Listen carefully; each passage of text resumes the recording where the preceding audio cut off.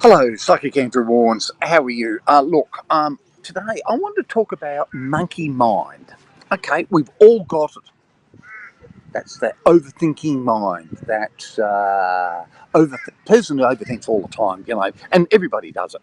Okay, so it's the busy mind, I happen to know that that's not a good thing, that overthinking thing. But most of us never know what to do about it. It's a bit of a problem, really.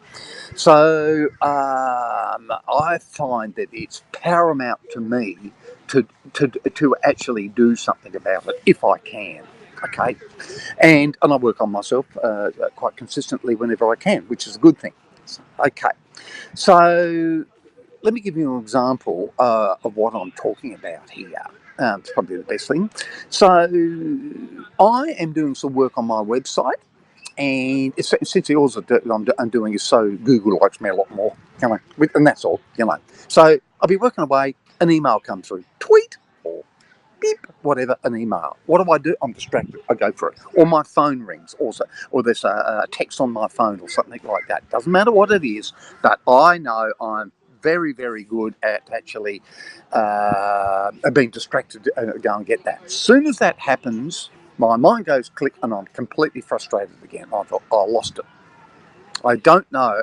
I find it hard to go, oh, this is what I need to do. But anyway, that's just the way it is. That's what happens. Okay. Um, you would look at it, in our society these days as, the games on your phone, the tweets on your phone, Facebook, all that stuff on your phone. And everybody knows it. We all do it. We know this. Okay. You got to remember that we also love distractions. We love it because that's the way we live these days, which is a bit of a bummer, actually. So, what I want to do is use the example of sound, okay? Because when we think of sound, especially the sound of that crow that's probably in the background, or the tweet of just a tweet of a bird, these things happen fairly quickly, and it's fairly good. It comes and it goes, and then it comes and it goes. Some people it drives us nuts, but that's just the way it is. There's nothing we can do about that sound, but we can notice it, okay, and notice, there's a sound and now it's gone. We can do the same with our thoughts. Now, we also know that what we can do is we can create a clearer mind. You can change yourself, okay? So think about that sound. It's there, then it's gone. The bird outside, there's the tweet, and then it's gone. Now, our thoughts are exactly the same. There's a reaction to that thought, and then it's gone. I used to be able to work with background music on. It's funny, nowadays I can't because I find it too distracting. And I thought, oh, there's something wrong with me. I can't do that. And I realised that what that was, the work I've done on myself actually wants me to go and switch that off because I actually find it frustrating.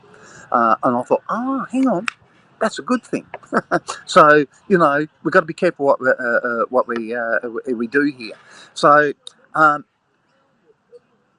I actually do find the sound of something in the background frustrating, especially the sound of a lawnmower or something like that. If someone's mowing the lawn or they do it outside or something like that, I find that's really quite hard. But anyway, we have to put up with it, and I can work around it. I find something else to do. Now, we also know that we cannot stop our thoughts. You might think you can, but we can't. We can manage them, but we can't actually stop them. You think about us as humans 100,000 or 300,000 years ago, what did we do? We just existed. We lived by the day and by the season.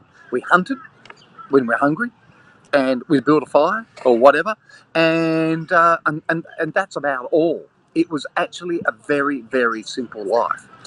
And there was nothing to overthink then. It was very, very simple. It was good. So what we want to do is somehow go back to that time. Wouldn't that be wonderful? Okay, so I've got an action plan for you. Now, we know there's no quick fix. And we also know that your monkey mind wants you to go out and grab that next quick fix. Okay? Well, what we're going to try and do is we're going to try and stop that. And it's actually quite easy. So we need to do something. So tomorrow morning, what I'm going to suggest to you is what you do is you set or tonight actually, you set your alarm for 10 minutes earlier than what you normally do. You hop yourself, get yourself out of bed, you go into a quiet room somewhere and you sit. You do nothing else. No telephones, no radio, no books. You just sit for about 5 minutes or maybe 10 and you listen. You listen to the sound of the bird, the car going past, the aircraft going over the top, someone going to work, the sound of a door closing, the sound of a car starting up. It doesn't matter what it is. That's all you do. It's actually really an interesting thing to do. And you also notice maybe your breath, and you might find yourself, ooh, scratching an itch. It's always a good thing to do. I do a lot of that. But you need to make it a bit of a habit. You need to do it every day. What I'm actually describing is actually a precursor to meditation, and because you can very, very simply turn that into meditation. But that's another talk. After a couple of weeks, you'll find some very interesting things begin to happen. Most importantly, your mind will start to quieten down, and you'll just find it's a nice space. You probably even find yourself dozing off a bit, which is a good thing because it is early in the morning. But that's all right.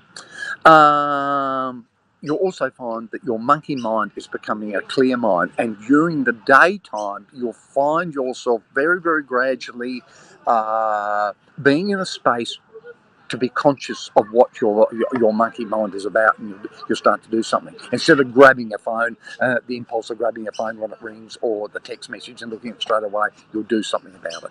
So, but that could take weeks, months, even years to happen. But you've got to start somewhere. This is a long-term thing, okay?